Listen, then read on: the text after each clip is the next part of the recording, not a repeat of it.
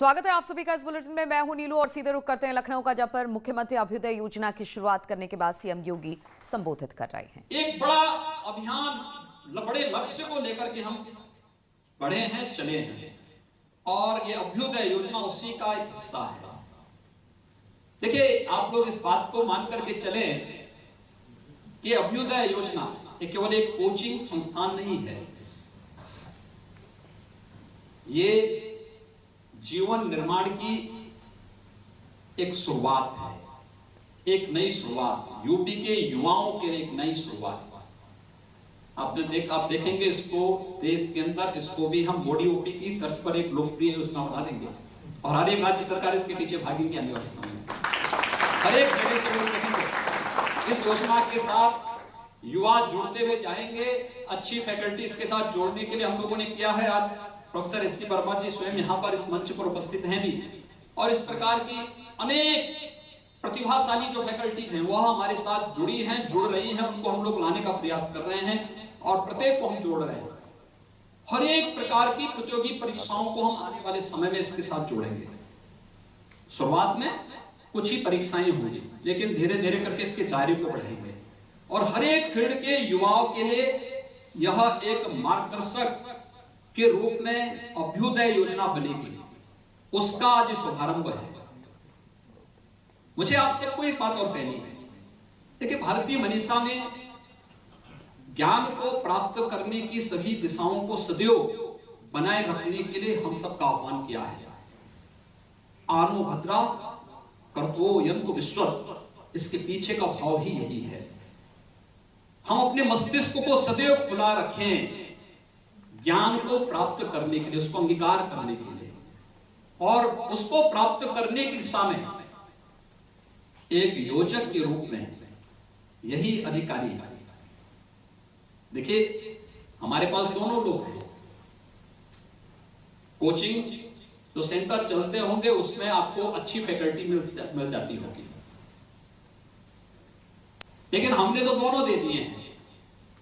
एक गाइड भी दे दिया है, लेकिन साथ साथ उस चोटी पर चढ़ करके सफलतापूर्वक वापस आने वाले भी जो अधिकारी हैं, हमारा जो आईएएस है, हमारा आईपीएस है, हमारा आईएफएस है, हमारा पीसीएस अधिकारी है, या मेडिकल के फील्ड में जिन्होंने सफलता प्राप्त की है, जो नीट की परीक्षाओं के लिए तैयारी करने के लिए लोग इधर उधर जाते हैं, जेई आईआईटी जेई के बारे में, या एनडीए या सीडीएस के बारे में, जिनको भी जानकारी लेना हो, अभ्युदय उसका एक बेहतर मंच बनेगा।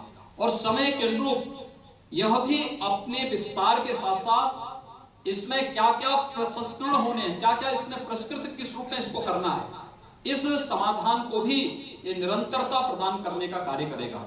राज्य सरकार युवाओं के भविष्य को उज्जवल बनाने के लिए पूरी तरह प्रतिबद्ध है, और यही कारण है कि कभी उत्तर प्रदेश पीसीएस परीक्षा के परिणाम किस रूप में आते थे हर व्यक्ति जान सकता है। क्या स्थितियां थी, युवाओं ने किस प्रकार के आंदोलन करने के लिए मजबूर होना पड़ा था।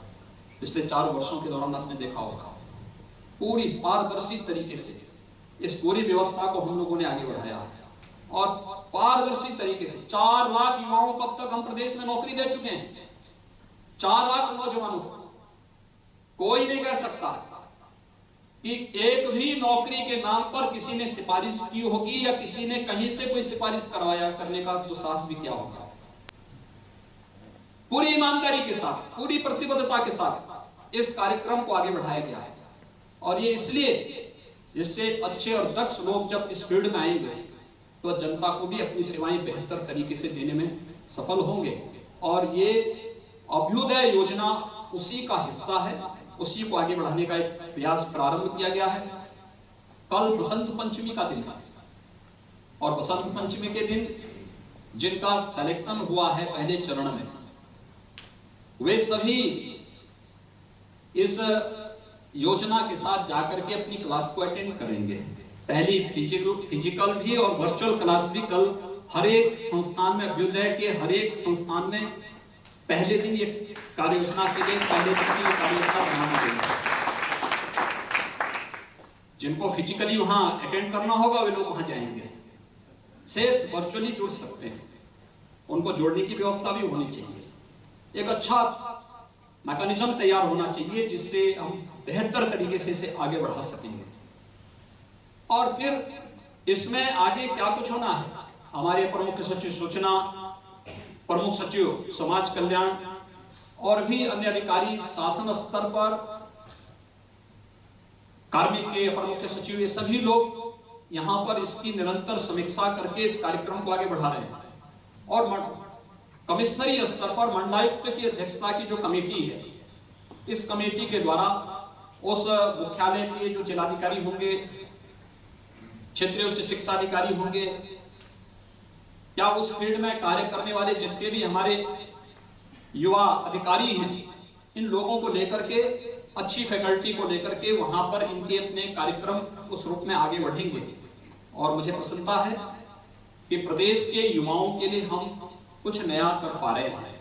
यह अभ्युदय योजना अपने प्रदेश की युवा ऊर्जा को समर्पित है और मुझे विश्वास है कि इसका लाभ लेकर के आप लोग प्रदेश का, हमारा युवा देश के अंदर, दुनिया के अंदर अपनी प्रतिभा का लोहा मनाएगा और अपनी ऊर्जा का लाभ उत्तर प्रदेश की जनता को, उत्तर प्रदेश की 24 करोड़ जनता को देगा।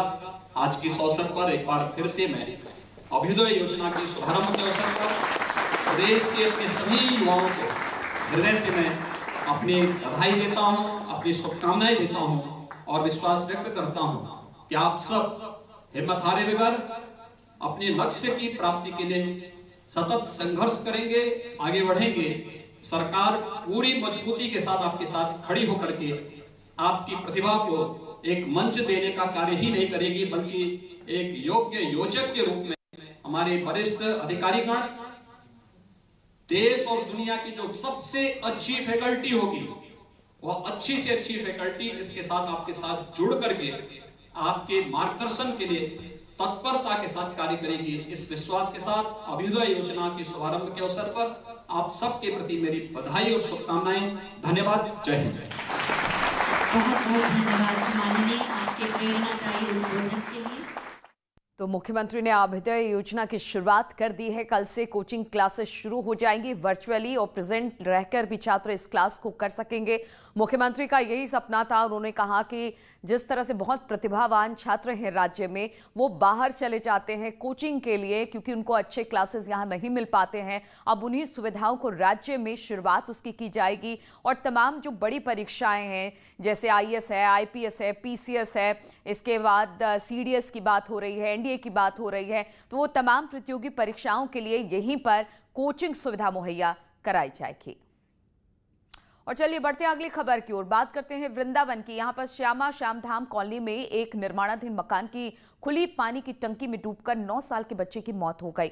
हादसा उस वक्त हुआ जब बच्चे खेल रहे थे और अचानक 2 बच्चे टैंक में गिर गए। मौके पर पहुंची दमकल की गाड़ी वहां पर पहुंची, फिर बच्चों को टंकी से बाहर निकाला गया, अस्पताल में भर्ती कराया गया, लेकिन इलाज के दौरान एक बच्चे की मौत इसमें हो गई है। वहीं बच्चे के पिता ने मकान मालिक के खिलाफ रिपोर्ट दर्ज कराई है। पुलिस ने मामले की छानबीन शुरू कर दी है।